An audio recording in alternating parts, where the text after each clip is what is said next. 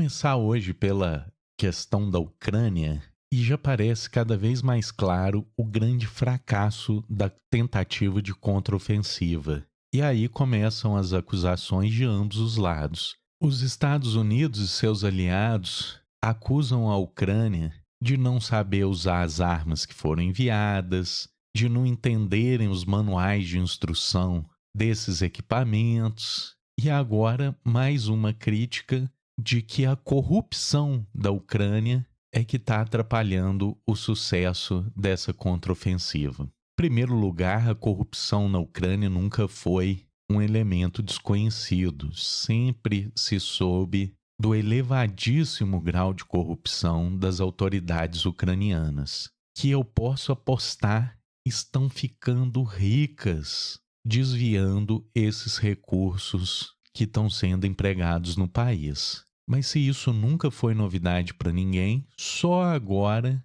os aliados ocidentais começam a criticar esse ponto da política ucraniana, no meu entendimento, como uma óbvia desculpa para tentar aliviar o fracasso retumbante dessa tentativa de ofensiva contra a Rússia. E aí, na hora que está dando errado as coisas, começam as pressões. Os governos dos países aliados já ameaçando futuramente cortar o financiamento para a Ucrânia, justamente por conta da corrupção e que esse financiamento poderia acabar enriquecendo indivíduos e não sendo usado diretamente no combate contra a Rússia. E aí eu destaco de novo, né, que se eles ainda não sabiam disso, seria uma prova contundente do fracasso da inteligência desses países ocidentais, porque todo mundo sabe da situação crônica de corrupção no país.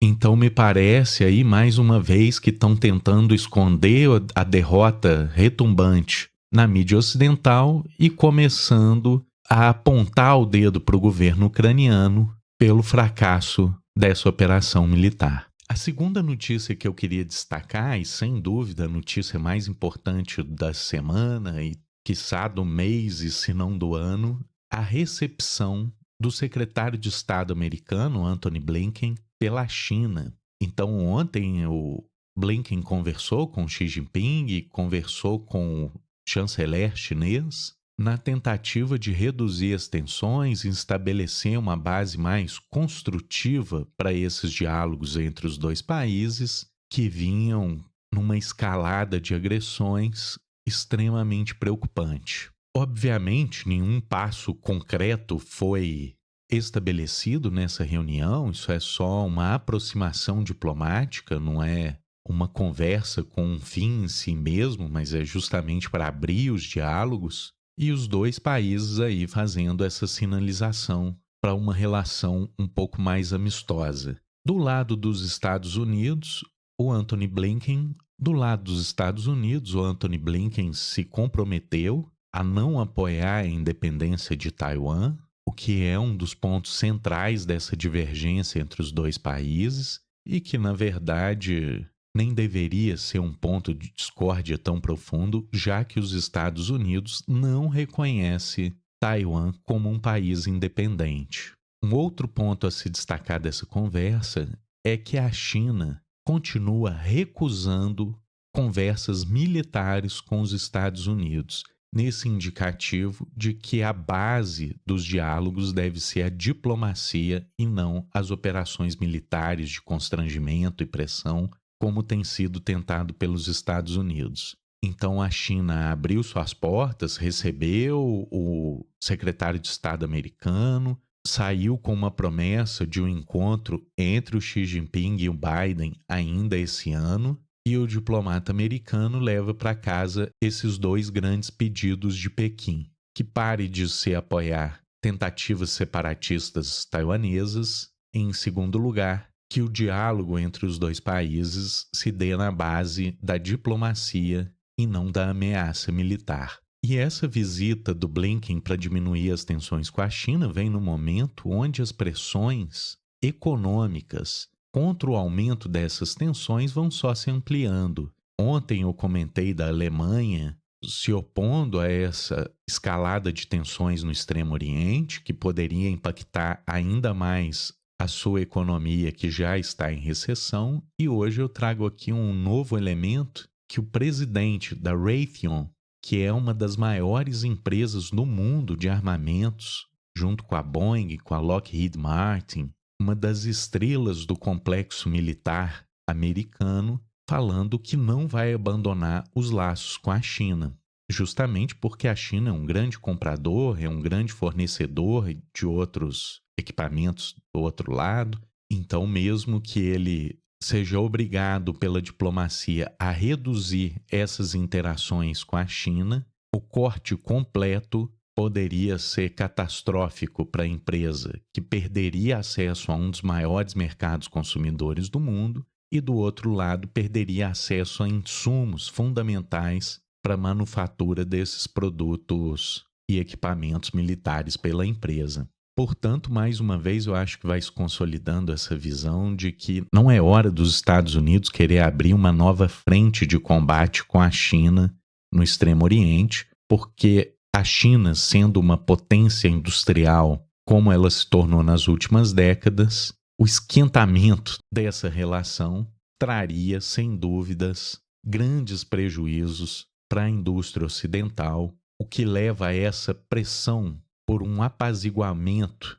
entre as duas potências, mesmo dentro dos Estados Unidos. Os negócios americanos, os negócios europeus se opõem a essa escalada por conta da clara impressão de que essa escalada pode prejudicar os seus negócios. E assim, eu acho que a visita do Antony Blinken passa a ser de muito mais fácil compreensão a partir dessa perspectiva. Ainda ficando na geopolítica, um país que está tomando assim, uma rasteira atrás da outra é a França, que já tinha perdido contratos com a Austrália em favor do Reino Unido, e agora a Alemanha abandona a França, privilegiando os Estados Unidos num contrato para a compra de equipamentos de defesa aérea. O que levou o presidente da França, o Emmanuel Macron, a ficar muito bravo, né, falando que a Europa precisa de uma autonomia, de investir nos seus próprios sistemas de defesa, de incentivar a sua indústria local, porque, mais uma vez, os Estados Unidos passou a perna na França e levou os seus aliados a comprarem dele, Estados Unidos, e não de um parceiro menor como a França. Então, a minha leitura dessa disputa entre a França e os Estados Unidos é que o Macron já devia ter aprendido há muito tempo que os Estados Unidos vai defender os interesses deles, né? E que se dane se isso vai dilapidar a indústria da França. Eles não estão nem aí, inclusive proibindo a exportação lá dos porta-helicópteros para a Austrália, que já estavam prontos. E agora a Alemanha é que é um instrumento da vez para fortalecer a indústria militar americana, a despeito do enfraquecimento dessa indústria militar nos seus aliados. Então, em poucas palavras, acorda, Macron. Os Estados Unidos não quer a França como concorrente. Os Estados Unidos quer a França como cliente submisso das suas estratégias. E para finalizar por hoje, uma tendência na Europa inteira, e traz aí, né, o Le Monde traz aí uma série de países onde a direita está sendo cooptada, capturada pela extrema-direita, tornando a Europa cada vez mais sob a influência desses partidos de inspiração neofascista. Então a lista começa lá com a Suécia e com a Dinamarca, onde há muito tempo esses partidos de extrema-direita vêm colocando as manguinhas de fora e radicalizando o seu discurso. A Finlândia, que sempre teve um governo social-democrata e agora, para pressionar a Rússia, chegou ao governo as propostas de extrema-direita de radicalizar e ir para a guerra contra a Rússia. Na Holanda, onde essa extrema-direita também já tem uma influência antiga e agora com um discurso baseado no agricultor idealizado de que é preciso resgatar as tradições do agricultor holandês, volta ao poder. Na Bélgica, onde sempre a direita teve esse flerte com a extrema-direita. Na Itália, onde a extrema-direita está no governo. Na Alemanha, onde o Partido Democrata Cristão sempre relutou em aproximações com a extrema-direita, obviamente por conta da experiência alemã com o nazismo, mas tem diminuído o que eles chamam esse cordão sanitário, que desde a Segunda Guerra tenta manter a extrema-direita isolada, mas é cada vez menos exitosa a utilização desse cordão sanitário. Na Áustria,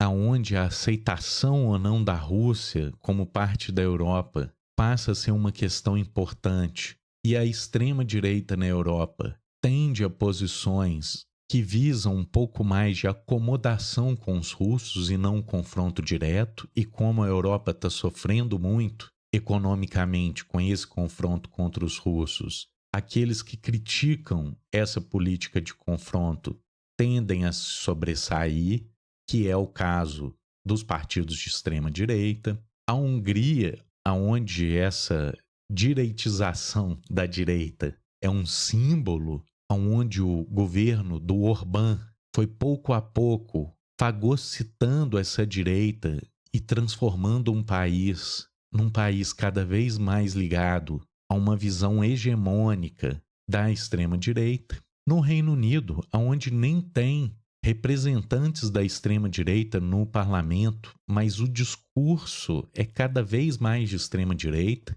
e o Brexit é o grande exemplo de como essas pautas da extrema-direita se impuseram mesmo sem representantes eleitos. E, por fim, o grande território em disputa atualmente, que é a Espanha, que vai passar por uma eleição onde a direita, o centro-direita, o centro-esquerda tem encontrado muita dificuldade de resistir ao avanço da extrema-direita no país, e há uma grande probabilidade de que o governo espanhol caia no colo dos extremistas direitistas nessa eleição que se aproxima. Então, em resumo, a Europa cada vez mais no colo da extrema-direita, uma direita conservadora que passa a assumir esse discurso de extrema-direita, mostrando que aquela idealização da Europa moderna, progressista, não passa disso, de uma idealização, e que, na realidade, o continente anda cada vez mais conservador, quando não reacionário.